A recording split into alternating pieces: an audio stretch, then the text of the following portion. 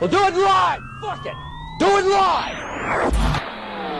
Welcome to the Mouthpiece, episode 154. Today we're going to talk about our weekend poker, our NFL pick of the week, and we're going to give out 3 of them, and whatever else you guys want to talk about, the Mouthpiece is next.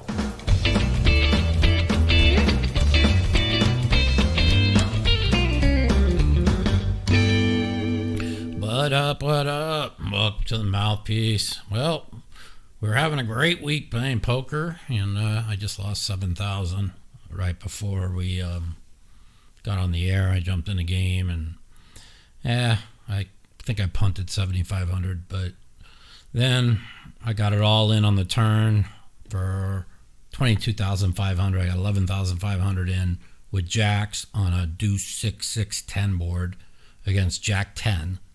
And we run it twice in our game, and he hit a 10 on the second board. That was pretty nasty. So we would have been winners for the day. Instead, we're down 7,000. But overall, it's been a pretty good week in poker. I won 23. I've been playing all week. Is probably the most I've put in since the series. I told you once I started, I was going to start putting in a lot of hours. But I won 23,000 one day. I was up 28. Then I literally blinded off like 5K. And then the next day, yesterday, I win like 8,700. I was up 20,000. I made a ridiculous mistake of 10,000. Came jack 9-10. I raised with jack 10 suited. And the one guy called, and then he just leads out for like 3/4 pot, and then I just raised him to 1,000, and he just jammed 10,000. I should have just fucking folded, but he had king queen. He played it good. He led, you know, and I know he does this a lot. When I raise and he re-raised, I just should have folded, but. That kind of hurt, and then like I said, I ended up winning like 8,800 yesterday, and then today I was playing, and the one guy we were playing 4-handed, and the one guy says this is his last hand, and I raised ace king. I got 3-bet to 600. The guy said it was his last hand. He called 600. I 4-bet to 3,000. And they both call, and I got like 7,500 left, but I just know one of them's got like 9s or 10s. I just know it, you know. And so the flop came jack deuce 5 with 2 spades. I had ace king ace of spades, and I just jammed 7,500 in the 9K. I should have just gave up. That was a mistake. I did turn a spade on both boards. Couldn't hit an ace or a king or a spade, and so that was a $7,500 punt. But if I hold the jacks against jack 10 with one pull, we'd have been winner 4,500. So I think that even though I'm up I think like 28,000 for the week, I mean it should be like 45. I mean I made 17,000 in self-inflicted wounds. So, you know, we're just going to have to play a little bit better and keep putting in hours so I get my feel down and play. I think I'm playing pretty well, but those are 2 mistakes that were pretty bad. But anyways, that's how the poker week's going. Then I've been playing some quarter 50, like Omaha 8 stud 8. I think I'm up... let's see, 12, 75, like 3K for the week, just in this little game. So, yeah, overall, so far, it's been a good week in poker. Last week, the games I gave out on here, we went 2-1, including winning our pick of the week. So we're 1-1 on our pick of the week, 2-0 on our number 2 pick, and 1-1 on our number 3 pick. So... But that was the good news for last week. The bad news is I lost 10 of my 11 survivors. I should have put them on Houston. Yeah, I mean, I wanted to fade Houston. Everybody, like, so many people were on the Chargers and Houston, and I don't know. I just thought Williams was going to be better, and I don't think Houston's anywhere close to as good as everybody thinks they are, and so I put them on. I put 3 on Baltimore, 4 on Detroit, 2 on Indianapolis. That was a stupid fucking pick. And that's it. And there went 10 of my 11 survivors. So, it is what it is. I'll just have 1 left. And whatever. I almost used it last night in the Jets, but I saved it like an idiot. What the hell's that? The diet's going good. We're 3 weeks, over 3 weeks on these meal plans. I'm down about 10 pounds. So that's going really good. And so I've been working on the NFL for this week, and I'll tell you guys who I like. So I've been going back and forth, and I'm like 8-12 in my pick 10 contest. I'm like, what am I? I went 1-4 in Circa last week because I didn't use my pick of the week because the line had moved so far. So I'm 4-6 in Circa. That's not good. So hopefully we'll turn it around this week. So my pick of the week is really going out on the limb here. I took Miami +5 against Seattle. It is the longest trip of the year, but Seattle also had the second. They had to go the second longest trip all the way out to New England and then come all the way back home. Seattle is not very good. They should have lost to the Patriots last week. They barely beat Denver the week before, in week 1. They're not very good. Miami, even with Skylar Thompson, a backup quarterback, but he's been there for like 3 years, right? They have so much more talent on both sides of the ball. I think this is a game where Miami gets right, and I think they win.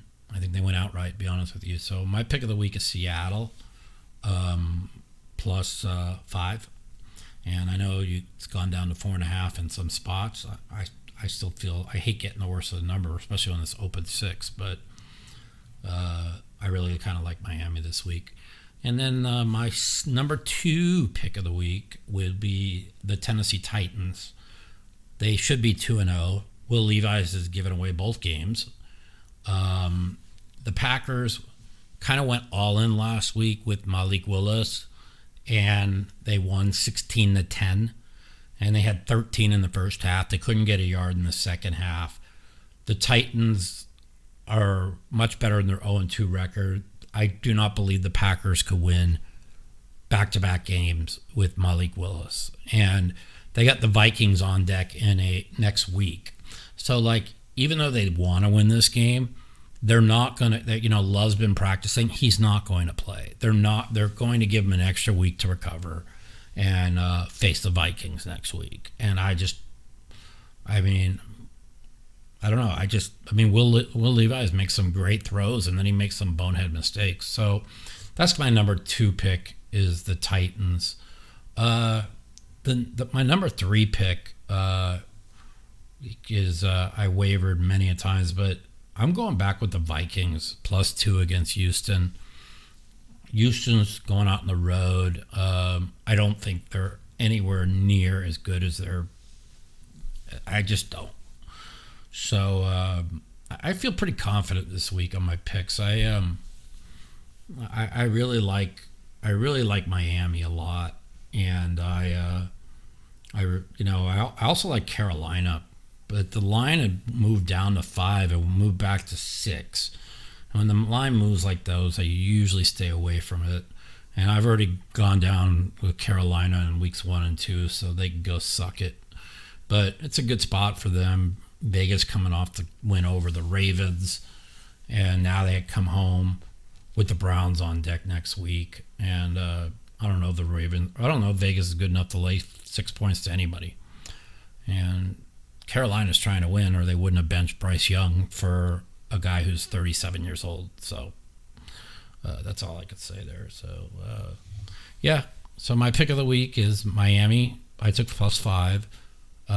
My second best pick of the week, I like the Titans -2.5. They were 1.5. I think they have bet up to 2.5. And then my third best pick of the Vikings. I like the Saints also as my fourth.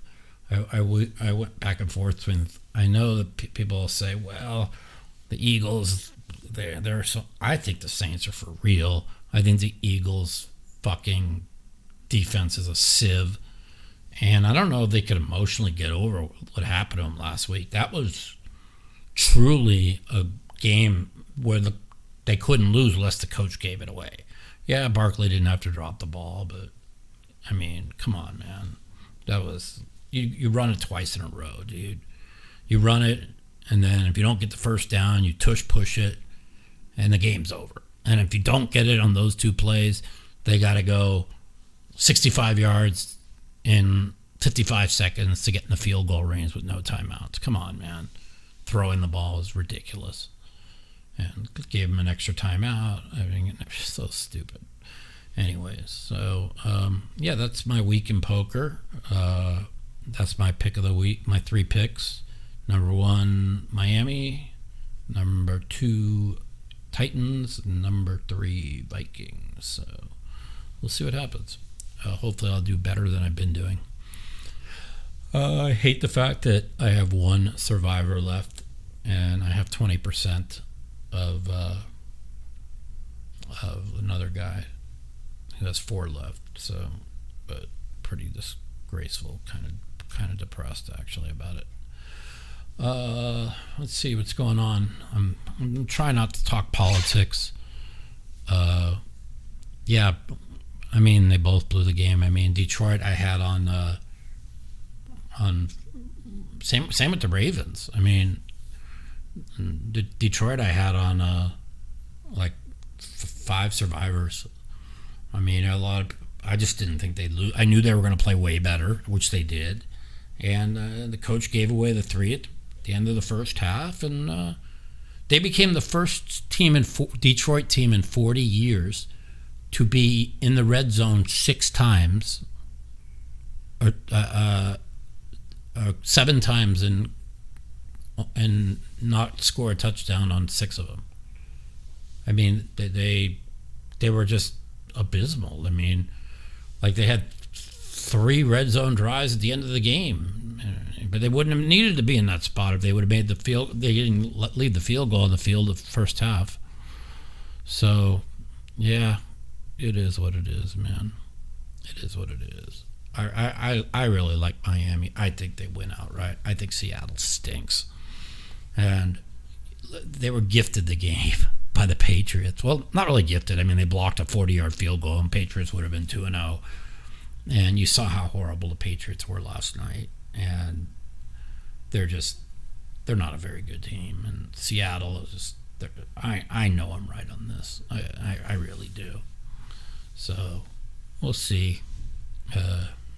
Anyways, that's my week, man. We're up, let me see, 23 plus 17 is 24.7. I'm up 27,700 for the week. Still have tonight, all Saturday and all Sunday. Like I said, I should be up like 45. It kind of sucks that I made a few mistakes, which I expected to. When you don't play for a long time, you start getting back into it. You know, you got to grind. You know, you got to just play good. And I made a few mistakes, but you know, that's poker. I'm just working on myself, dieting, And I've been playing, like I said, 2550 OE for from 3 in the afternoon, usually to 6 or 7. And then I play in the big game from 7 till whenever, or whenever I get in the game. Sometimes I can't even get in the game till late. So I've been going to bed around 4. Yesterday I didn't get in the game till midnight. And I was up, like I said, 20, and I made that fucking 10,000 mistake. But it is what it is. That's poker, man. You have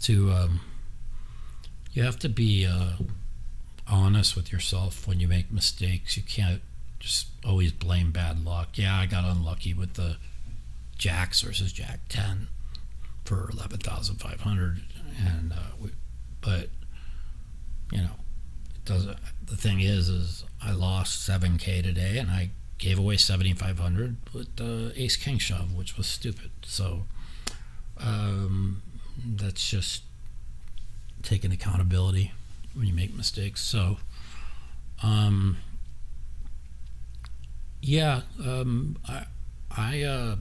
pretty much know almost all the hands I play. I mean, I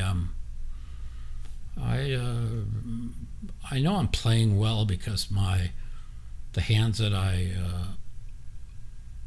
well, I'm not on the We Win Sports podcast. I forgot to tell you guys last week, because I told you guys, I was going to be on there, and I did the first week, and me and Phil got in a big fight because I refused to pick games on Tuesdays, and that's just it. So he replaced me with Ryan Feldman. So if you guys want to know why I'm not on there, there you go. But I just, all I asked is that we pick games on Thursdays, and so injuries, and so who's practiced during the week and who hasn't, and it's kind of important when you're picking NFL games. And I didn't want to be just a fucking shit show of picking fucking games that are losers. So there was just no way I was going to pick on Tuesday. But that's why I'm not on that. So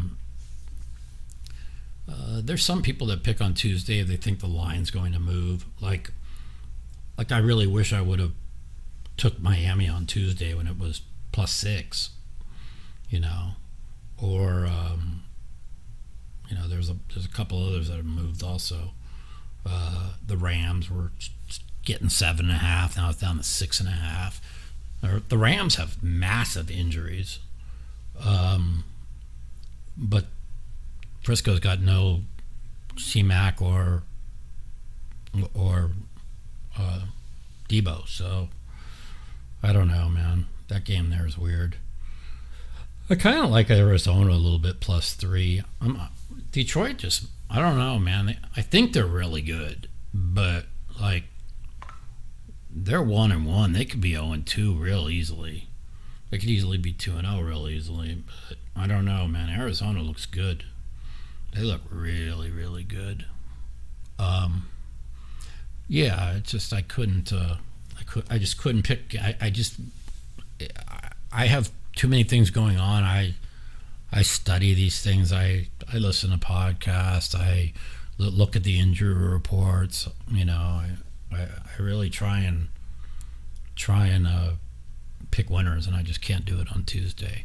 So, whatever. They're still my friends, and hope it does well. Yeah, Bill. I really like the Ravens this week, but I hate going against a really good team that just got the shit kicked out of them. The Ravens are playing for their life. I mean, if they go 0-3, they got Buffalo at home next week.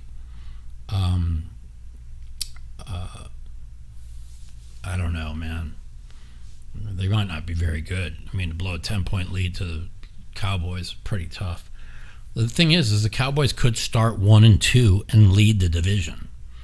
I mean, if the Eagles lose, which I think they're going to lose this week, and Washington loses, which I know they're going to lose this week, And it doesn't matter what the Giants do. The Cowboys will be leading the division at 1-2 if they lose.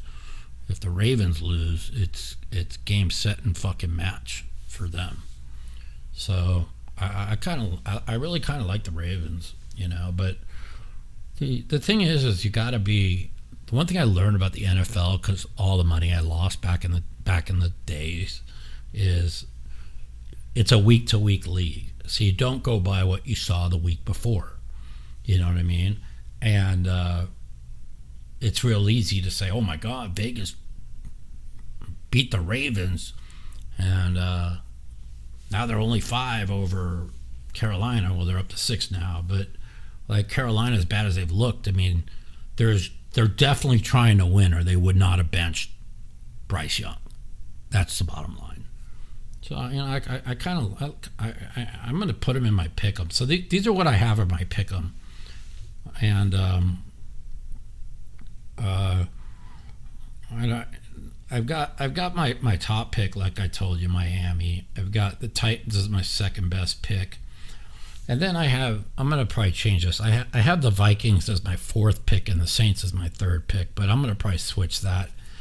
I think the Saints are for real. I mean, they have now, if you go back the last 7 games of the year, I think that they've scored like 5 touchdowns in 7 straight games, something like that.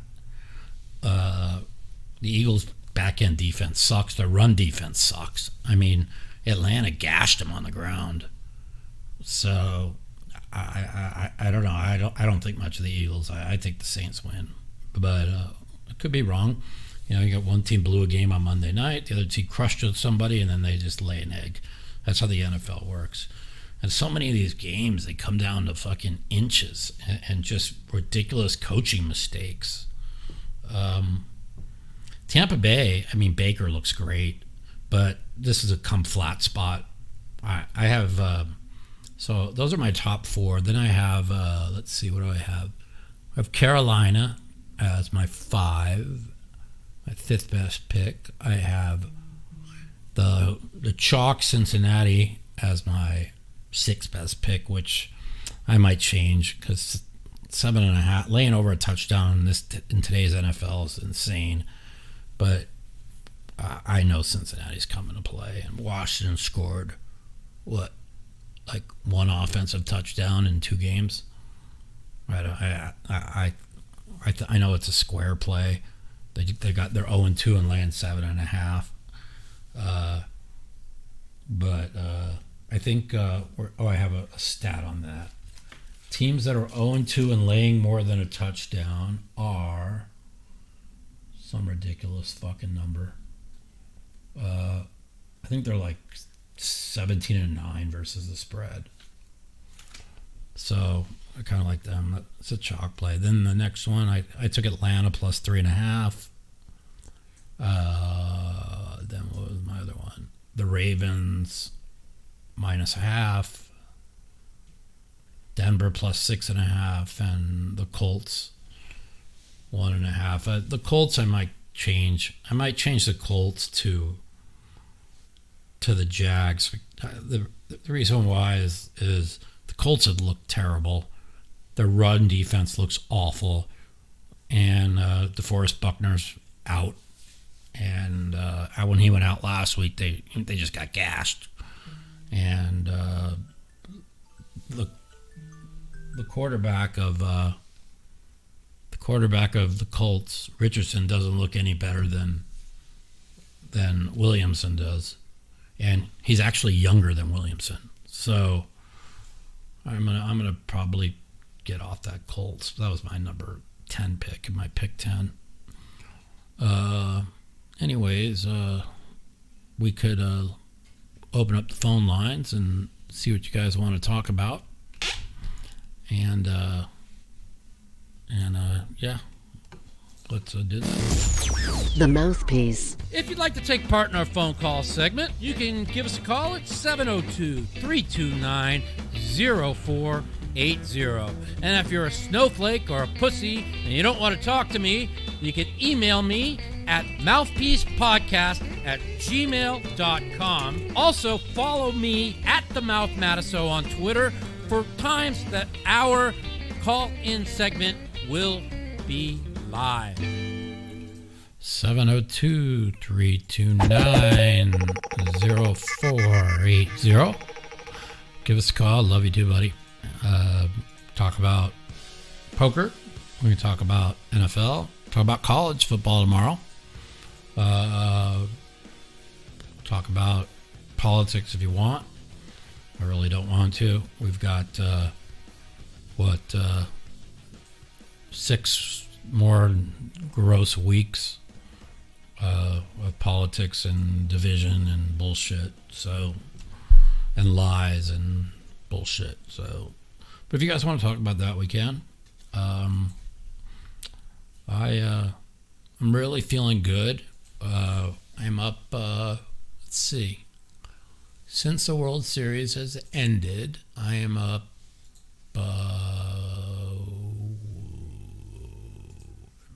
almost 90,000 in poker. Not bad. And we almost got all our money back from the World Series. And but I for a while the game was playing real big, so I sold like half myself. But now it's not playing that big. So well, it's still playing big, but it's not playing enormous. So welcome to Mouthpiece. This is Mikey. What up? Goodbye. Yeah, I kind of like the Jags this week. I mean, the Bills have the Ravens on deck. Buffalo looks great, though, and the Jags look terrible. I mean, if I had to pick a game there, I would. I'm trying to stay away from the Buffalo or the Jags. Trying to stay away from the Frisco game, the Arizona-Detroit game. Arizona looks good, man. They bet Pittsburgh up to 3 because the Charger quarterback is out. But who knows, man? The Chargers, I can't believe this team's 2-0. But it just goes to show you what coaching does. Been forwarded to an automatic. Oklahoma sucks. Yo, welcome to Mouthpiece. This is Mikey. Mikey, this is Carl again. I just thought I'd give you a holler, just up, reminiscing about all our old friends like Barney that had a class with Einstein. You know, Barney that did 100 push-ups. He was about 95 years old. Yeah, he'd be like 140 now. Yeah, it'd be like 140. Him and Henry and Tommy and all those crazy guys. Yeah. You wonder whatever happened to them all. Yeah. You know, I was supposed you ever to... think about all them crazies at Sam's Town? I mean, I can't remember what I did yesterday, so it's... Oh, yeah. You know, I think about that time they wanted to raise the rate 25 cents. We told them we're all leaving. I said, and now the rate's $8. I'm like, what the hell? We used to take and $2.50. Kids play 8-handed for $8 rate. Yeah, we used to take $2.50 a hand. I think it was. Yeah. And that was in 1991. Well, Steve took a little more. Steve took a little more, didn't he? Steve took a little. I miss Steve. I miss Stevie. Where are those two animals then, though? Stevie's in Florida. Oh, yeah? Tony just moved to Dallas. Oh, yeah? And Avi's still working out here. And I think he's still working at Bellagio. He was over at Green River or Green Valley, right, for a while. Yeah. I don't know if he's still there. No, they closed the room there. I don't know what he's doing. Oh, yeah. Oh. He was funny. Yeah, it was quite the crew we had down there. Yeah. You remember Arnold Drexler? I don't know if you remember him. No. He just passed away. Anyhow. Yeah. Yeah, so I was just thinking about all them crazy people we used to play poker with at midnight. Everybody just be gambling. Yeah. But, That's So So what do you think about the NFL this weekend? I like the lines look pretty. I like Miami. I know the lines moved like a point. I bet them at +5. It's 4.5 now. I don't think Seattle's 4 points. I don't think they're better than fucking Seattle, even with a backup quarterback. I just don't. I mean, yeah. I mean, you really want to say like Geno Smith is just that much better than Skylar Thompson, and they got weapons. They got weapons all over the field. Yeah, they still got Tyreek Hill and everybody. So I mean, yeah, I don't know. The Bills took it. The Bills took it to them, but what's his name Tua had a terrible game, and and then you don't know. Yeah, he probably had a concussion after the game. And that was 10, and they've had 10 days to prepare. That was last Thursday, so they've had 10 days to. They're playing on Monday too, so it'll be like 11 days to prepare. Yeah. So I think, they could say that's the longest travel in the country for Miami, but Seattle to New England is only 60 miles shorter, and they had to go to New England and back. I just think Miami's the right side here. I mean, and none of the sharps that I follow are on them. That's just all me this week. A lot of the sharps that I follow, they like the Vikings a little bit. They like the Titans a little bit, but I mean, they like the Giants a lot. How about the Chargers and the Steelers? Are the Chargers that bad? Well, their quarterback is out, so you got Easton Stick versus Justin Fields. Chargers. Yeah. Oh, I didn't know the Chargers quarterback's out. Yeah, that's why the line's moved to 3. Oh, okay. This line opened 1.5 Chargers, got moved to 1.5 Pittsburgh, went to 2.5, then went back down to 1 when they were talking that the quarterback was going to play, but now he's almost for certain to be out, so that's why it's moved to 3. So I don't know. I don't like nothing about that game. And the Raiders are only giving 6 to Carolina. Fuck, Carolina only scored 3 points in 2 games. Well, they benched the quarterback, and they're bringing in a vet, and they're bringing in Andy Dalton, who is a very average to above average quarterback. I mean, Bryce Young was terrible. I mean, when you're down by when you throw an interception every time you have the ball and your team's down 21, it's tough for your offense to do anything, especially Bryce Young, who looks terrible. He might never play. Do they have a good offensive line? Well, they have a lot better offensive line than their results. I mean, they spent big money in the offseason. They signed a high-end offensive lineman, and they drafted in the top, 15, 2 of them. So, I mean, I think Bryce Young's just that bad. And who are the Raiders?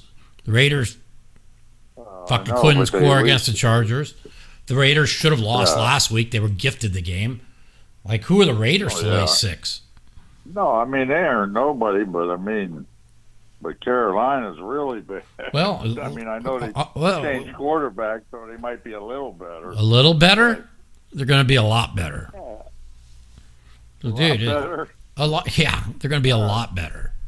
I mean, the guy that he leads the NFL, Bryce Young, in missed passes that are 90% completions. He's 28% on 90% completion passes. So he's just lost it. He's missing guys that are wide open by miles. And Andy Dalton won't do that. And so I really like Carolina. I have them as my 4th best pick. I just think the only reason why I'm not going to be betting them, I'll put them in my pick 'em, is this line moved from 5 to 6 today. And when a line moves that much, I have to go check and see what who's injured, or somebody had to be injured for a line to move that much. All right. But the Vegas's preseason win total was 6.5, and the Carolina's preseason win total was 5.5. So and now you're laying 6 points to a team that only was projected to win one more game. Think about that for a second. Now their preseason win total is still 4.5. I mean, I think Carolina could easily still win 5 games. Matter of fact, they might win more. Well, they would never bench Bryce Young for a 37-year-old quarterback if they weren't trying to win now. That's all you have to tell yourself. Oh yeah. Right? Oh yeah. Definitely. Or they would just leave him back there to lose games and then get the number 1 draft pick again. You know what I'm saying? So yeah. Well, it's a little early for that. You only lose 2 games. Well, because they know that those guys are busting their tails out there, and the quarterback's throwing it to the other team or over. If you watched Thielen last week, he missed him wide open on 2 throws, and he threw his helmet. He was so mad. So yeah, I haven't seen him play yet this year. Oh, you got to watch all the throws. So, anyways, I got to get some other calls. Good talking to you, Carl. Okay, just one more question. Who are the wise guys? Who do they want for the college this week? I don't follow college because I don't bet. No. So I don't pay any attention. But the people that I have a lot of respect for that I follow, they have the Giants as their top pick. And I get it. I think it's a good pick. I can't. After the way the Giants lost last week, I mean, the Browns look terrible. Watson looks terrible. So I guess I understand the pick, but I don't think I'm going to use them. You know. All right. Yeah. Okay, buddy. Good talking to you. You got it. I'll talk to you. Stay healthy. You got it. Take care, bud. Bye-bye. Bye-bye. Yeah. So,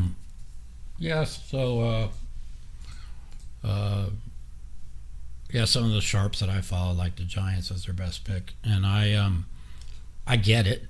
I mean, Watson was 2 of 9 on third downs last week.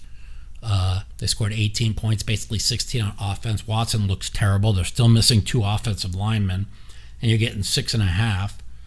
And the Giants, I mean, they became the first team in history to score 3 touchdowns with no turnovers, and the other team scored 0 touchdowns and lost a game. That's pretty. The Browns are really depleted with injuries. So I get their handicap. You know, I think they're probably right. I'll probably use them in my pick'em contest. But I'm just going with my feel. My feeling is Miami's had like fucking 10 days to fucking stew over that loss. Seattle stinks. And so I'm going to stick with that's my handicap.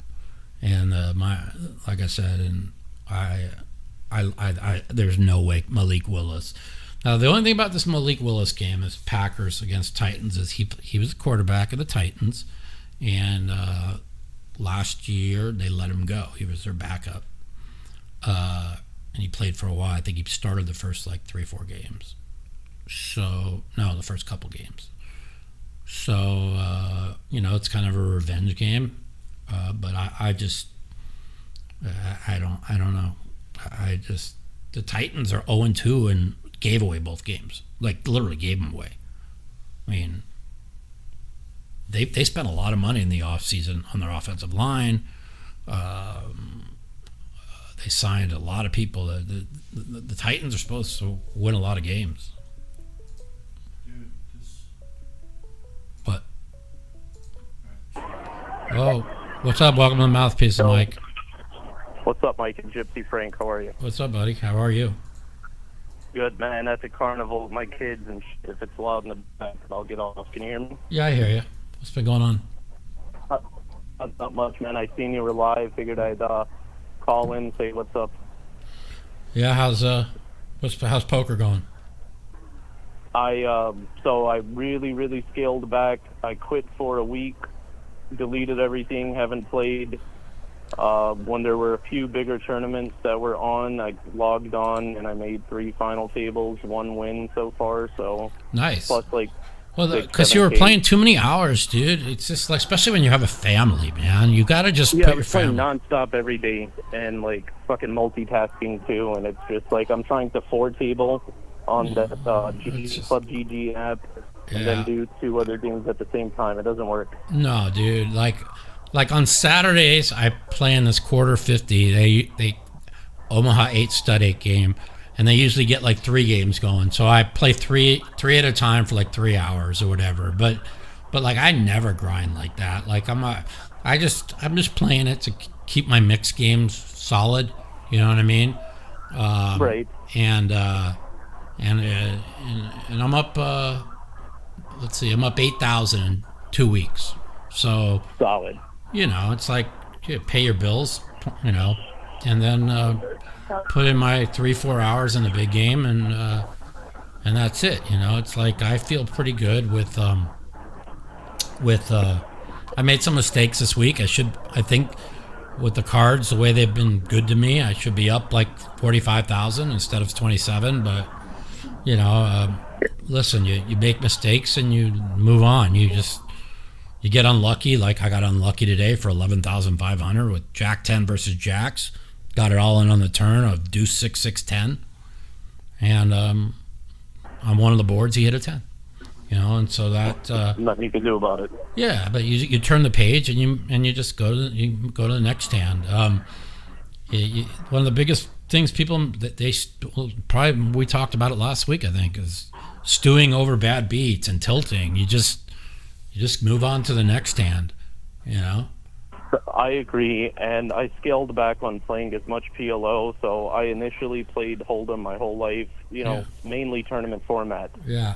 And I transitioned to PLO a couple of years ago, and the fucking, man, just, the equities run so much closer, and you take so many more beats. You're going to make more money in PLO, but you're going to also swing a lot more.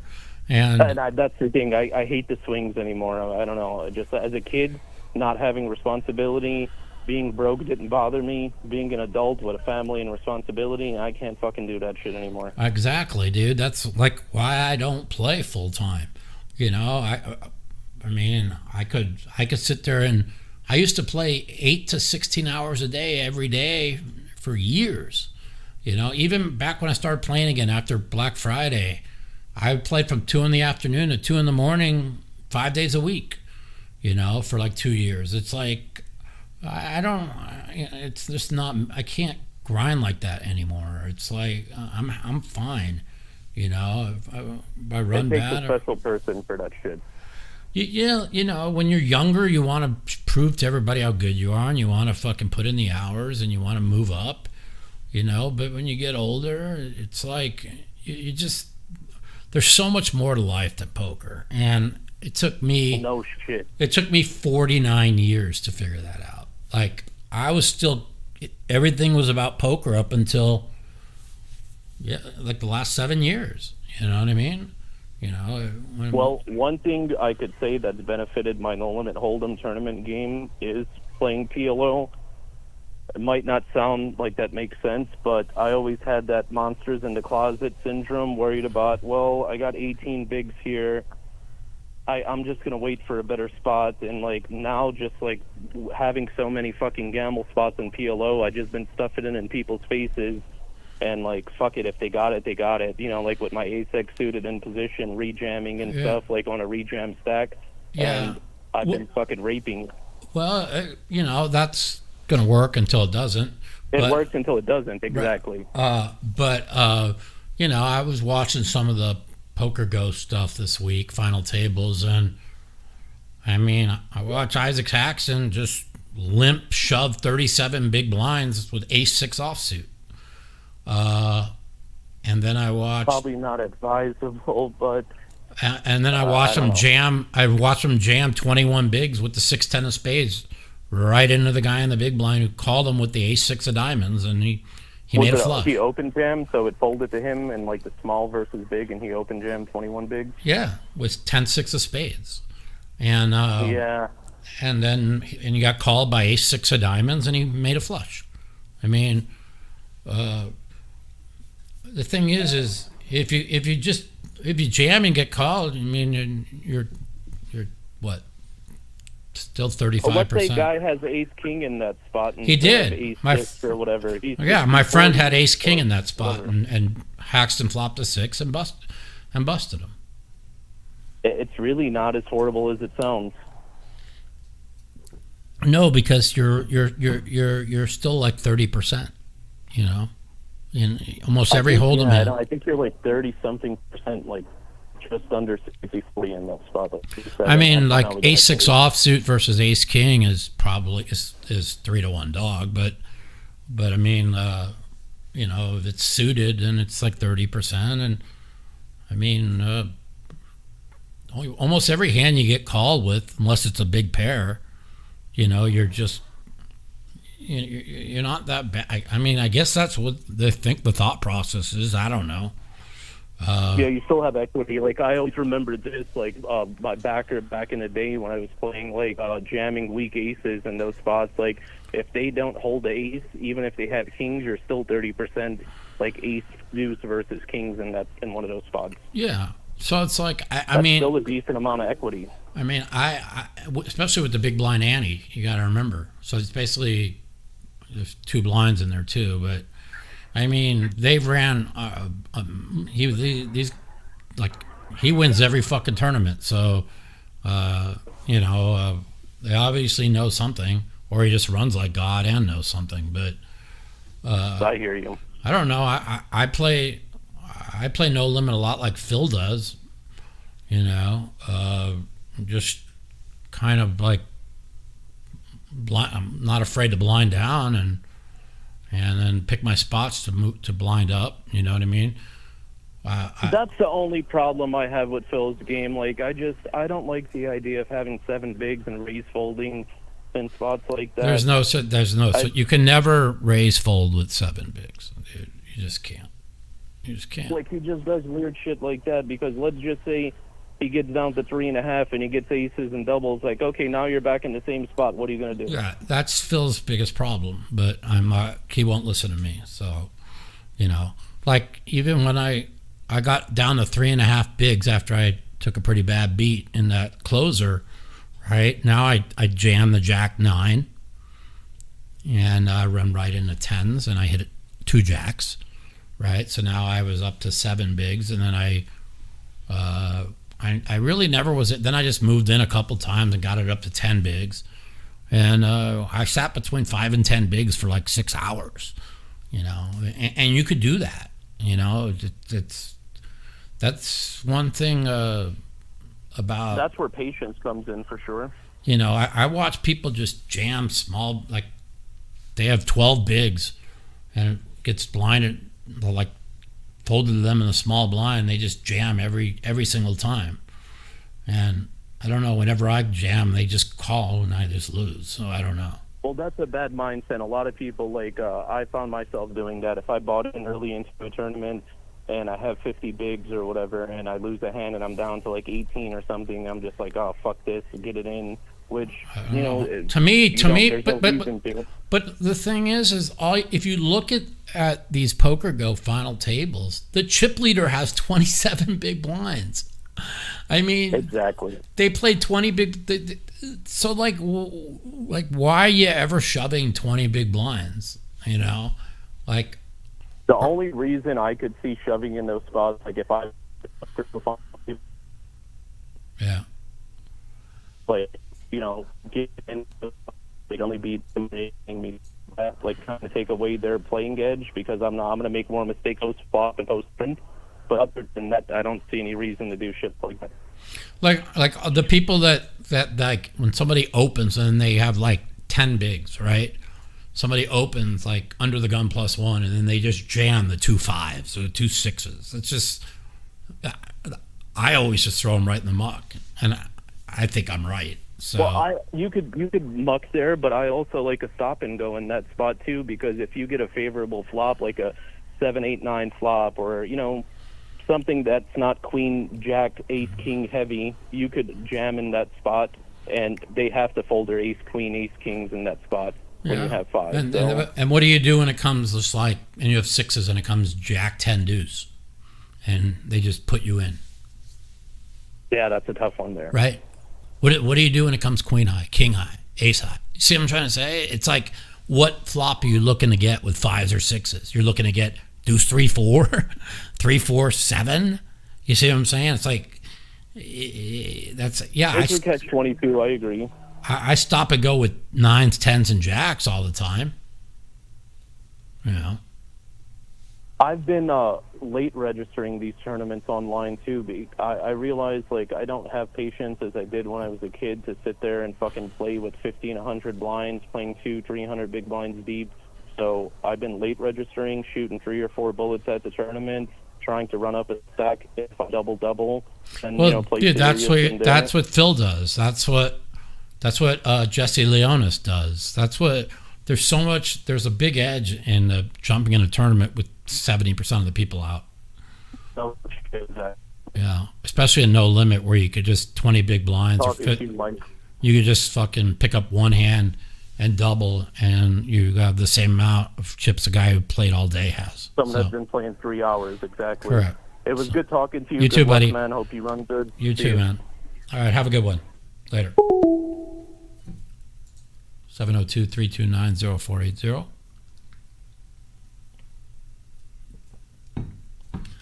Yeah, we're going to be talking a lot more poker. I'm playing poker every day, so there'll be lots of hands to dissect and decipher through. I had, like I said, I had a couple good hands. I ran good earlier in the week. I had ace king. I 3-bet small, got called. Came king queen, like deuce with 2 clubs, and I bet small, and the guy like check jammed 13,000 on me into like 2,000. I just called him. He had ace 9 of clubs. I won both boards. But you don't have to win. Look, I mean, the guy's got 9 outs twice. I mean, I lost 11,500 with jacks versus jack 10 with he had 2 outs once.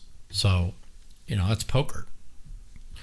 That was earlier in the week. I had one hand during a bomb pot where I bet super small on a 7 ace king board. In a bomb pot, I flopped a set of 7s, and I get raised to like 1,500. I called.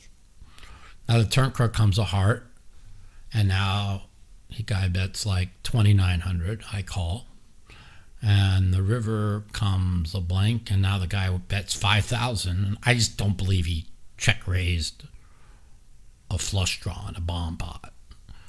So I just snap called him, and he showed me the 10-5 off. So, yeah, that was a good hand for us. That's how we got up 20 yesterday. And then I gave away 10 like an idiot. Yeah, the hand I gave away 10, I actually misset it to you guys. This is why it's an easy fold. Is he leads for 300, I make it like 900, he makes it 3,900. Okay, so like the board's 9-10 jack, and he makes it 30. He 4-bets me on the flop to 3,900. Now there was 2 spades on the board, and I mean he could have queen jack or like some queen X of spades, but it's just a fold. You have 900 in the pot, you get 4-bet, you just fold, and somehow I just 5-bet jam jack 10, and he had king queen. It was just supposed to lose 900. I lost 10,000 in the pot, and then today I gave away the 7,500 I told you about. But I'm playing pretty good. I'm gonna fix these mistakes. The pager thing, that was great. That's the most awesome thing that ever happened. But you got AOC telling everybody how horrible it was because the Democrats fucking hate Jews, and they're Nazi sympathizers. They're fucking terrorist sympathizers, so they could fuck themselves. But yeah, that was great. Can you imagine, man? They they set up this like electronic store 2 years ago with all these with these bombs in them. And I mean, I saw the numbers, like 20, they lost like 10% of their entire force. It's pretty awesome. Yo, welcome to Mouthpieces, Mike. Hello, Mike. How are you today? Good. How are you doing? Good. Well, this is Randy. A little late to the show here, but I thought I'd call in and say hello and just run a couple things over with you that I was looking at. I don't know if you talked about it yet or not, but since last week, and I actually called in last week, they tried to assassinate Trump again. Right? Oh, yeah. Yeah, that happened. And I'm like, man, how many times can this guy dodge this hostility towards him? Well, this is another inside job. He wasn't scheduled to play there. Okay. Yeah. This was the last second to play there, and this guy was waiting for 12 hours. Now that's Trump's private golf course. He's the only guy who golfs on that course, and so there's somebody in the Secret Service that is giving inside information, and they need to find out who it is. But I know who it is. I mean, we all know what's going on. And isn't it crazy that Biden gave some kind of compulsory, gee, I'm glad you're okay call. But I don't think Harris ever called the man. No, they both did. They both did, from what I read. Okay, yeah. I'll give her a little credit there. But I mean, it's going to come out. I'm telling you right now, it's going to come out, and there's going to be people go down. I'm telling you, there's a mole inside the Secret Service. I'm like so sure of it. I mean, the place where the guy was sitting for 12 hours with the gun, with the rifle, like people. That's where people like the paparazzi tries to get pictures of Trump. That's the only place on the course where you could actually see somebody on the course, and that should have been like wiped. Like there's no way that guy could have been there for 12 hours and nobody know. It's crazy. It's insane. But you haven't seen nothing yet. Okay, just wait what happens in the next 6 weeks. Just remember what I've been saying on the show for years. If it looks like the Dems are in trouble, they'll start World War III. They're going to make her the president. They're going to 25th Amendment Biden.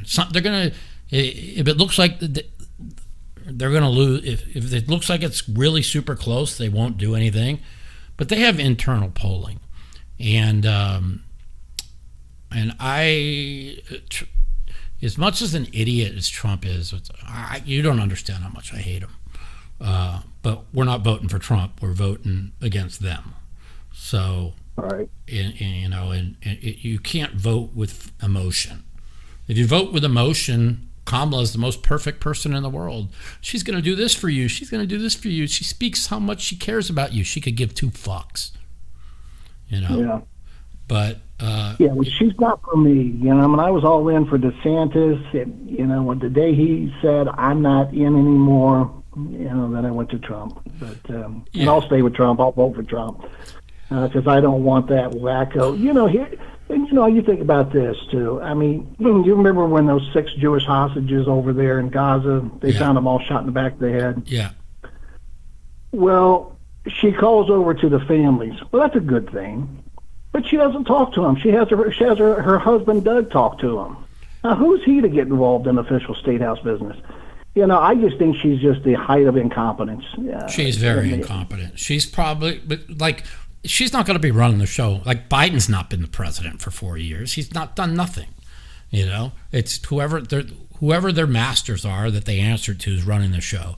Did you see the interview with Oprah yesterday? Jill was at the end of the table. She was conducting the meeting. Yeah. In the boardroom. How's that even legal? How's that even legal? probably is it because they own the Justice Department. I guess I don't know. I don't know, man. I watched fucking her word salad yesterday with Oprah. Oprah's like trying to end her from talking. She was so bad. Like, did you see the look on Oprah's face? Like she had to answer. She had to answer the question for the guy who asked her, like, what are you going to do about forgot what the illegal immigration or the economy, whatever. And like she completely pivots. I'm a middle class kid. She never answers the questions, right? And then but like Oprah literally had to answer the question for her. She was so bad. But that's why she doesn't do interviews. Like she's so terrible. Honestly, the thing that's amazing to me is how unintelligent she is. Like I guarantee you, like everybody listening to my podcast is smarter than her. She can't even like. She speaks in rhyme, and the children of this. I mean, listen to those interviews yesterday. It's like how could anybody vote for that? You know. Well, I was watching it on Facebook, and I was making so many comments, and I've said many times on there, I think she shows signs of having alcohol-related dementia. Well, about my 8th comment, Facebook, of course, stopped me. They suspended my account, but they put the axe down. I'm not allowed to comment on her. I think you're right, though. I think she's an alcoholic. I think she's either drunk or on Xanax or she's on something, because she loses her train of thought and just starts making up like words in the middle of her conversation. It's crazy. Even though Trump's a moron, like the one thing I could say about him is he's the most transparent guy ever. He tells you what's on his mind. I mean, think about it. He literally fucking tweeted out, "I hate Taylor Swift." Like, who does that? Yeah. I mean, he's a fucking idiot. He can do it, but yeah. He's an idiot. She's only got 1 billion followers, and it's almost like he's trying to lose on purpose. I don't know. I mean, he makes you wonder. Yeah. So, I was thinking about this. You guys were talking earlier, about these multi-table tournaments and things. And I know you mainly play. Oh, I was going to ask you this: when you play cash, are you playing cash online, or are you hitting the casinos like you've been doing? I play in a few private games online, so I just play at home. Oh, okay. Yeah. Okay. And they're private games where I know I don't have to worry about getting cheated. So, I mean, I would never play online if I didn't feel comfortable. I was reading one of my poker books. I wish I could tell you which one it was, because you've probably read it. Matter of fact, I remember 20 years ago I seen you on TV, and they were asking you how you got good, and you said, well, one of the things I did was I read Doyle Brunson's book, the best book ever written on poker. And I remember I went out and got it either that day or the next day, and it helped me a lot in becoming a no-limit player. Well, that's good to hear. Yeah, of course, in Power Poker, that was the one. Yeah. One of the people in my chat says Trump's not an idiot; he's the man. Like, how could you not say he's an idiot when he tweets? Not an idiot when he tweets out literally, Taylor Swift. I hate Taylor Swift. Like only somebody that's trying to lose would say something like that. Like, why would you even comment on that?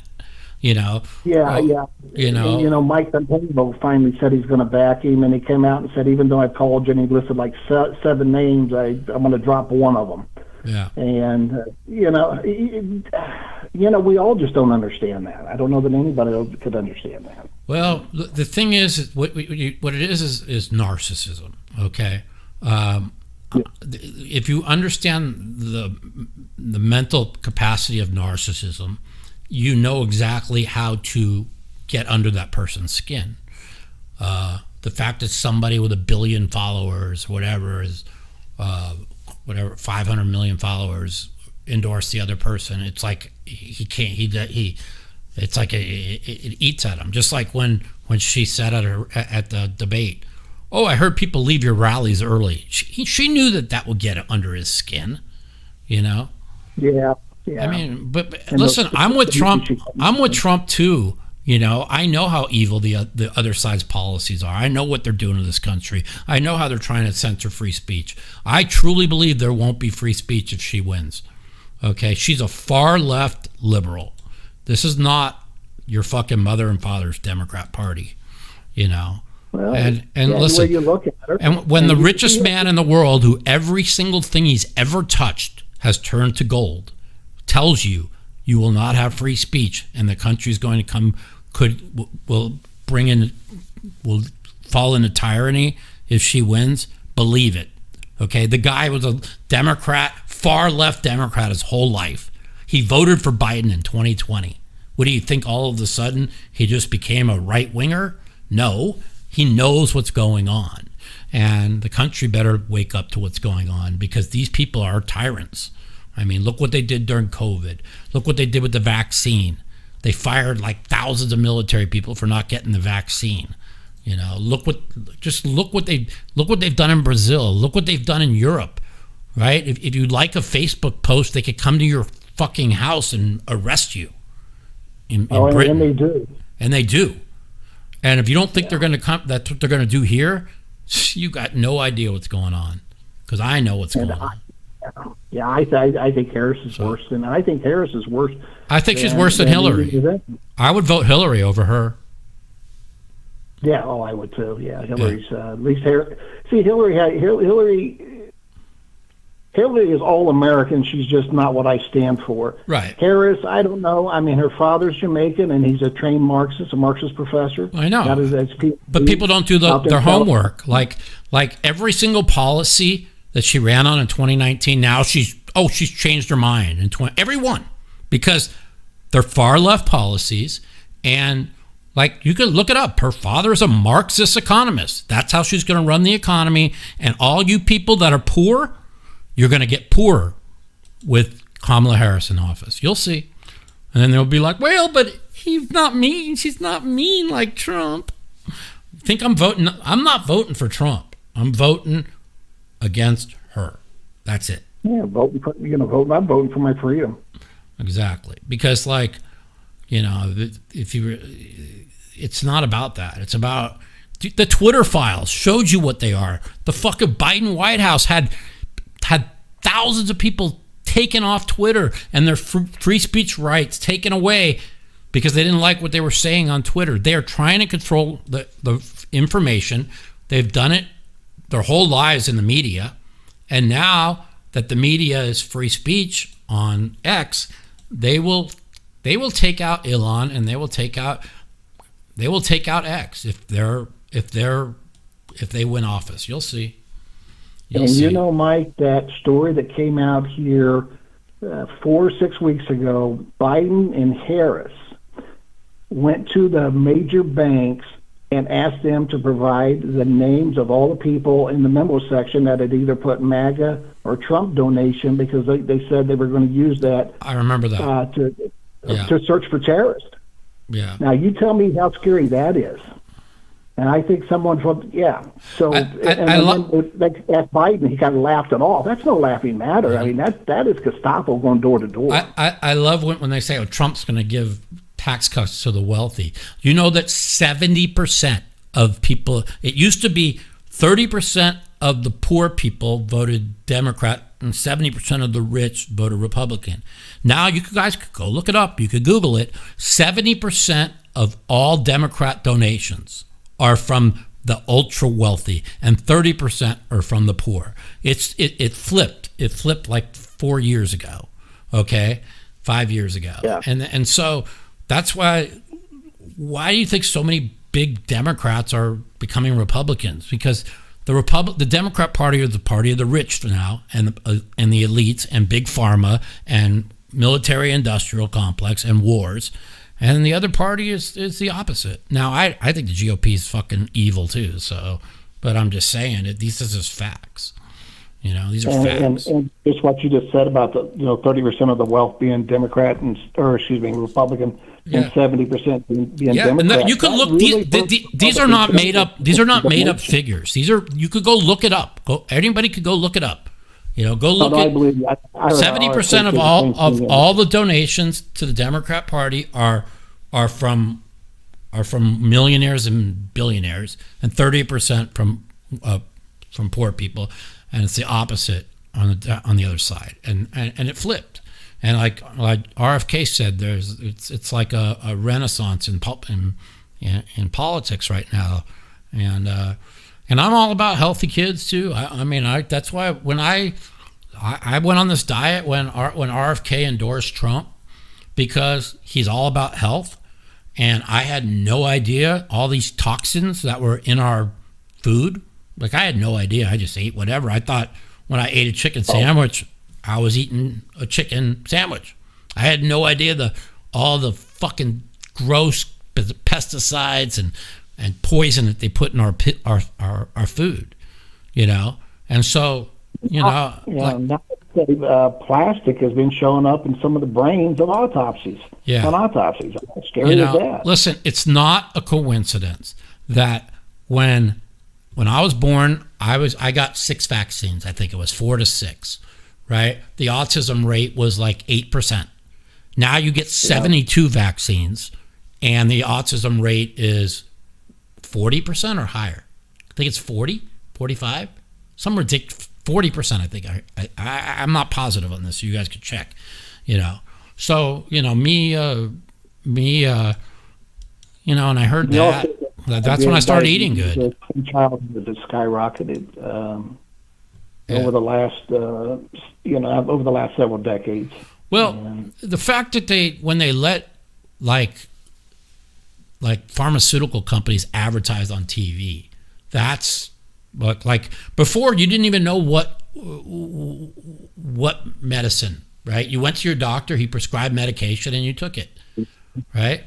Now now every minute it's a big pharma commercial, and now you're calling your doctor and saying, I need an appointment to see if you'll put me on the medicine. Yeah, you know, they make you feel like you got to get it. Oh man, that'll make this go away. Oh, that'll make me feel good. Well, look at what I can get some Botox. I can get this in my body. Look what they're doing with Ozempic. Look what they're doing with Ozempic at $1,500 a week. You know what I mean? Or whatever it is, $1,500 a month. I think it's $1,500 a week. I heard. I'm just saying, like, instead of having people eat healthy and work out, they're drugging everybody. And so, anybody that listens to this podcast know that I was always saying, I'm going to vote for RFK. I'm going to vote for RFK. I'm going to vote for RFK. And people were like, no, Mike, you have to vote for Trump. And everybody would be like, well, what do you like so much about RFK, right? And the thing is I know he's one of the most honest persons. He's been around Washington for 20 years, 30 years, longer than that, probably. And, I listen to the things he said. My best friend read the book, The Real Anthony Fauci. He told me to get it. And it talks about the hundreds of thousands of people that Anthony Fauci killed during the AIDS epidemic with AZT, and how corrupt he is. And if it wasn't true, he'd be sued for libel, okay? You can't make up things about somebody in a book that aren't true, or you'd be sued for libel. Yes. Yes, especially somebody like Fauci who would sue you in a second if he could. Of course he would, and then like I always listen to RFK, I listen to his speeches and stuff, but then when he dropped out and endorsed Trump, and they talked about, all the poisons in the food, and then he kind of detailed them, they really hit home with me. And I'm just like, man, I'm 56. Like I didn't know that, most people don't know that. They think they're eating a hamburger. They're not eating a fucking piece of beef that's cooked. That shit's fucking all processed. Everything's processed. You look at a Big Mac in Europe and a Big Mac in the United States, and go look at the ingredients. They add all these chemicals and bullshit to shit in the United States that they don't. Yeah. And so I didn't know any of these things, So who did? They kept it hidden from us. And then RFK, who has tried, he said, I heard him when he first got into race, he said between 500 and 700. He didn't even know cases, environmental cases and food safety cases. You got this brilliant guy who knows everything and he's super smart, and part of his family's doctors, the other half's lawyers. I mean, here's an ace in the hole. So when he came out, I mean, the Democrats went running, and he came out for Trump. But look what they did to him, right? Look what they did to him, because they want to talk about democracy. This was their plan the whole time, was to replace him with her, okay? And that's why nobody could run against him. Biden's our nominee. Biden's our nominee. They sued him to keep him off the ballots, right? Like, they're undemocratic. Look at Nicole Shanahan. She was as far left as you could go fucking 4 years ago. She literally went to work for Raphael Warnock to help him get elected in Georgia, right? And he's super far left senator from Georgia, right? Like, her whole, everything, she's a great follow, because you want to talk about somebody that couldn't believe how she was lied to her whole life and sees the truth. I mean, she's a very smart, very wealthy woman, and now she said it. She's like, everything they said about Trump is untrue. She goes, I've gone to these rallies. Everything they say about MAGA is untrue. I know that. You know what I'm saying? But it's you get more and more voices out there exposing them, and then they realize who they are. It's like, the only thing is anybody in the world would beat. This is the truth. Anybody in the world beside Kamala Harris would beat Trump. And anybody, and the only one that could lose to Kamala Harris, possibly, is Trump. Think about that for a minute. In other words, if we were running anybody but Trump, Kamala loses 40 states, right? If they were running anybody but Kamala against anybody but Trump, this is like literally the two worst candidates. I mean, I guess you could say Biden was worse because he had dementia, But I've been saying for 4 years he had dementia, and everybody had to deny it till they tell me it was a right-wing talking point until they saw it with their own eyes, But all you had to do is look at any type of media outside their bubble, and they would have known that Biden had full-blown dementia. I mean, it was crazy. Anyways, thanks for calling, man, and have a good weekend. Love the show, and we'll talk to you again. You got it. Take care. Bye.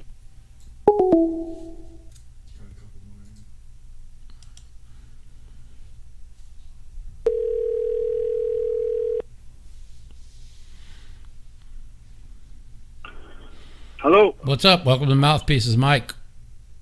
Hey, Mike. This is Robert from Canada. How are you, buddy? Hey, buddy. How you doing? Good. Politics aside, I agree with everything you're saying. I want to run you through my 3-dog underground parlay. Okay. Underdog parlay of the week. Let me see it. Give it to me. Guaranteed winner. Okay. So we got the first one's not that big of an underdog. It's more of a pick-em, but they're kind of leaning underdog. It's the Chicago Bears. Yeah, I think you might be right on this. I had Indy, but this line, I'm getting off Indy. I had him only as my one. So they were my 10th best pick. But I think you're right. I feel like the quarterback will bounce back, and the Bears' defense has looked really good. And I don't see the Colts getting a lot of points. I think it's going to be a close game. It should be an under game. Low-scoring game. Yeah, very low. It should be an under game as well. Yeah, I like the under. But anyways, I got the Bears. My second pick is the Packers. I do not like the Packers. How they're an underdog. You don't like the Packers? Not at all. I love the Titans this week. It's my second best pick. I'm gonna explain to you why. Right now, there's the only thing you got going for you here is it's kind of, you could call it a revenge game, because Malik Willis was with the Titans for the last 2 years and was released by them, but the Packers blew their wad last week, and Malik Willis was 11 of 12 in the first half, and they ran it right down Indy's throats. And I was very worried about them running it down Indy's throats because Houston ran it right down their throats. So their run defense was terrible. And so the first half, they had 150 yards of offense. Well, second half, they closed up the run defense a little bit, and Malik Willis couldn't complete a pass. They scored 3 points the second half, right? And the Titans have, both their losses are self-inflicted. I mean, they dominated the Jets. They dominated the Bears. And the Packers have Minnesota at home next week. And this this game, they could lose this game, go to 1-2, and just beat Minnesota. They're resting Love. Next week's game means everything. Even if Minnesota wins this week and they're 3-0, and then they beat them next week, they go 2-2, and they're only a game back and have the tiebreaker. Yeah. So this is more of a look. Hey, we got one win last week. We got the big showdown with the Vikings next week. I like the Titans a lot. Okay, that makes sense. And my third one is the Miami Dolphins. They're my number one pick of the week.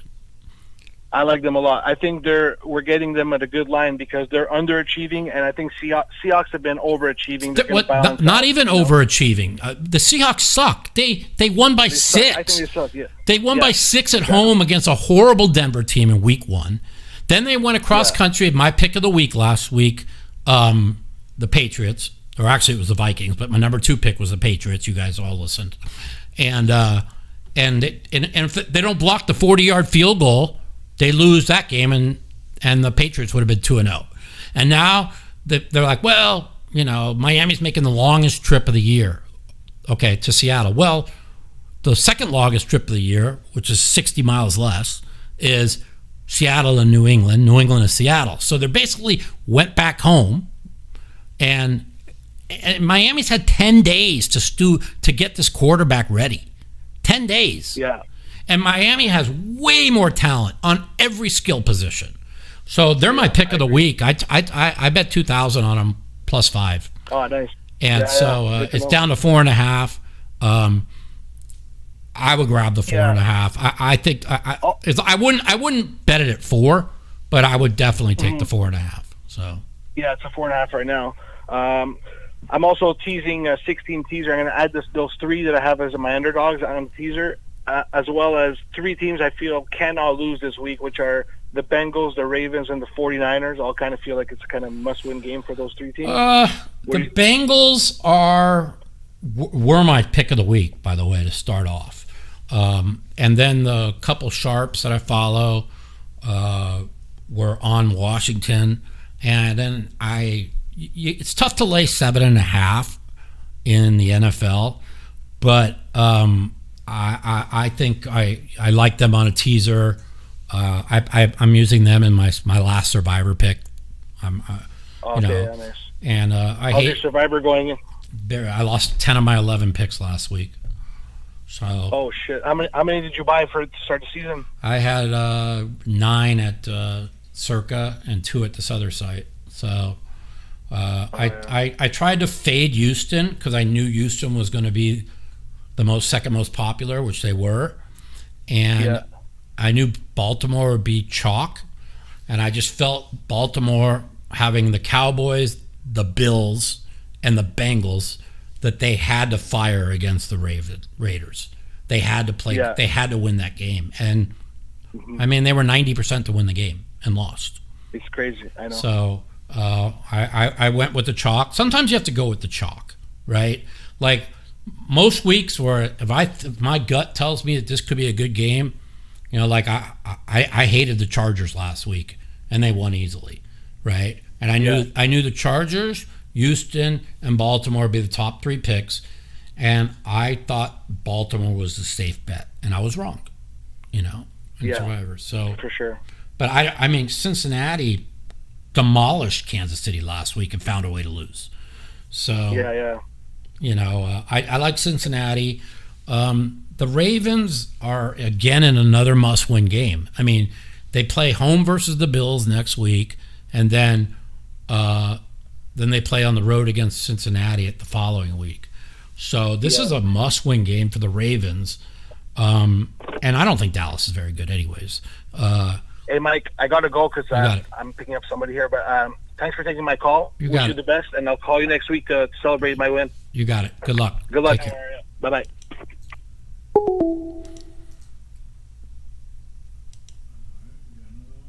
One more. All right, this will be the last one.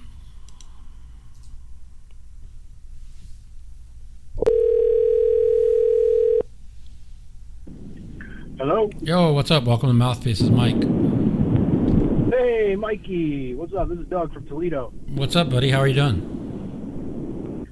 still a little upset because you didn't pick me to come out to see your documentary because you know what? We said fuck Barry, right? Yeah. Fuck Philly. Speaking of Philly, how do you like the way your team gave away the game last week? God, Dan Campbell, you know? No, I'm talking about the Philadelphia-Atlanta game. That was also pretty brutal. I'll tell you what's even worse is listening to Peyton Manning, Eli Manning, and Matt Ryan talk on ESPN about football. Oh, I had to turn it off. I couldn't take it. Listening to Bill Belichick was okay, though. I like listening to Bill. For some reason, how about when Bill Belichick called out the Atlanta guy that they signed illegally before the free agent period? Like, you know, he's bitter that he didn't get that Atlanta job, right? So he called out listen, he destroyed the Atlanta franchise by himself when they lost that Super Bowl. You know, all they had to do is take 3 knees and kick the field goal, and the game was over. Instead, they dropped back to pass 3 times. And he even brought it up. Did you last week on the Manning cast? He brought up, you know, like he said when Julio Jones made that catch, he goes, "I was looking everywhere for a flag because I knew the game was over." Yep. He called it they talk about one of the greatest catches he's ever seen, and everybody forgets that catch. That is the greatest Super Bowl catch in history. That put him first down at the 20. And with like 3.5 minutes to go, all they had to do is take 3 knees and just run it up the middle 3 straight times and kick the field goal, and the game's over. And so that's how they won. They were gifted that Super Bowl. You know, it's I mean, it is Tom Brady, and they did have a really good defense that year. So, but it didn't matter. All they had to do is take 3 knees and kick a field goal, and you're up 10 with 3 minutes. Good luck. You know. And who was the what was it? Edelman? Was Edelman the star receiver that year in the fourth quarter overtime? Yeah. Edelman made the catch off his fucking helmet. Foot? On his foot, yeah. Oh yeah, okay. Yeah. Foot? That's what I thought it was off his foot. Yeah, it's crazy. But I mean, I still can't believe that the Lions blew this game. Oh, the one they blew last week? I had 5 of my 9 survivors on them. I was at the game, the first game, game 1, and watching that overtime win was, you know, watching Montgomery just stuff the ball down their throats. I was on the Lion hype train for real. But he gave it away, dude. They gave it away when they gave away the field goal before the half. How do you put 12 men on the field? Well, he put 22 men on the field. Whatever he did, right? And so, like, that was the game. I mean, they had to go for a touchdown on 3 straight possessions. That would have been field goals. They would have won the game by like 6 or 9 points. It's like a joke. This is nothing new with Dan Campbell, though. Dan Campbell is notorious for being distracted while he's calling plays. Well, he gave away the Super Bowl. I mean, he gave away the NFC Championship game. I mean, yeah, because he keeps going for it. I mean, they wouldn't have got there if he didn't go for it. Dude, if he kicks the field goal in the championship game to go up by 24, the game's over. Right, but I think he needed to do that to learn that you don't do that this year in those games, right? Well, he did it. Yeah, that's true. He hasn't made those. He's been taking the field goals, but he gave it away by putting all those men on the field at the end of the first half. I mean, so instead of being down 4, they would have been down 1. You know? He got confused by the fans doing the wave. That's what it was. He was watching the fans. The 3 straight possessions inside the red zone would have been, they'd have kicked field goals instead of having to go for it. You know? I mean, it's the first time in 40. Here's a weird question for you. Go ahead. At the end of the season, who's going to be the better quarterback? Jared Goff or the quarterback from the University of Michigan? Jared Goff. I mean, that could be true. The quarterbacks from Michigan, they already got like 8 picks. But Goff was pretty bad last week. Goff was terrible last week. But even as bad as they were, if it wasn't for the coach, they would have won the game easily. You know? Yeah, you're up. I'll tell you, man, Baker Mayfield. Score a touchdown in the fourth quarter. I bet the Cleveland Browns wish they had Baker Mayfield back. Well, it's Cleveland. They don't do the right thing ever. Wait, did you hear that Kareem Hunt might be coming back to Kansas? He already signed. He's on the practice squad. I don't know if they're gonna. That seems so odd to me.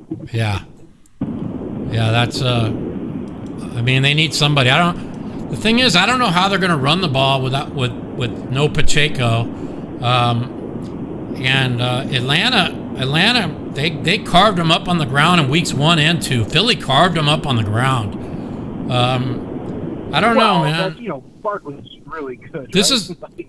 is, but they give away the game, man. I mean, they gave away the game. I've never seen a gift like that. So we watched the Philly game, right? What's your obviously you don't like Taylor Swift, right? You're not a Swiftie. What's your feelings on the Kelsey brothers, right? Do you like seeing Jason Kelsey out there? I like Jason Kelsey. With the fans taking his shirt off. I think it's funny. I think it makes people happy. What his career's come down to is is he borderline Hall of Fame center, become the mascot now? I guess. I mean, I think he's having fun. He's retired. I don't think he's married and has any kids. So let him enjoy his life. Kelsey? Yeah. He's married. He's got 2 kids.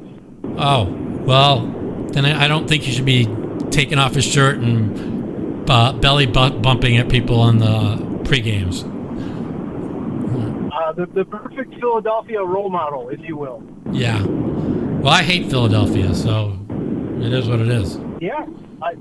Pennsylvania is, listen, I'm a Red Wings fan, so I can't stand Pittsburgh either. Penguins, arch nemesis. Well, I can't. Detroit went all in to make the playoffs last year and still found a way to blow it. Yeah. Things have not been the same since Lindstrom left.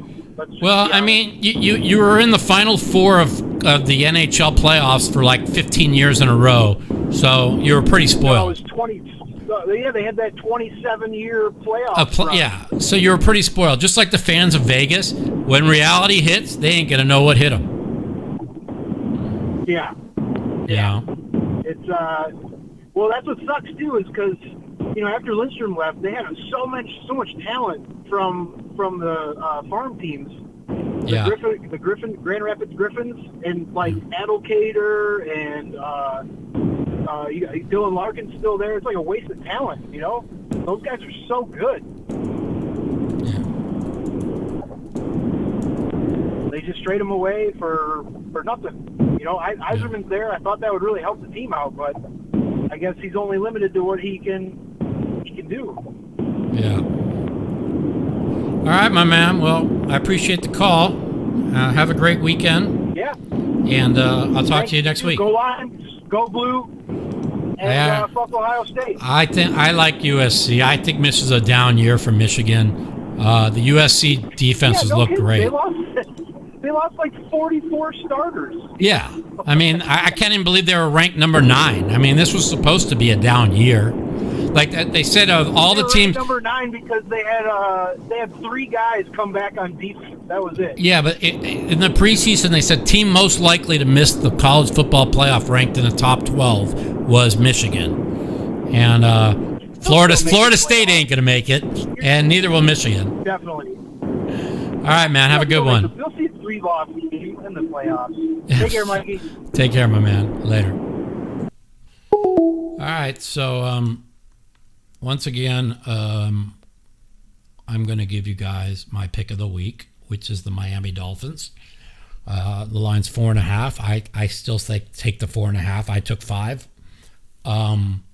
My second best pick of the week are the Titans, minus 2.5 over the Packers.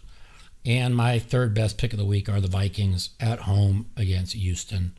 I love the way the Viking defense has looked. And Houston won by 2 over Indy. They won by barely. They couldn't move the ball against the Bears. I mean, I have a lot of opinions, You can have an opinion on every game. If you do that, you're in trouble. One of the sharps that I listen to is really high on the Giants this week. And I think he's right, but I'll put him I'm going to take the Colts out and put them in my pick 10. So, all right. Next week we will let you know how poker is going. Hopefully we'll finish this week off strong. Maybe win 50 here the week, and maybe we'll have a good week in the NFL. And my survivor pick is I'm going with the chalk with Cincinnati. I don't know how they lose to Washington. I hope I survive. Talk to you guys later, and thanks for listening to Mouthpiece. The Mouthpiece.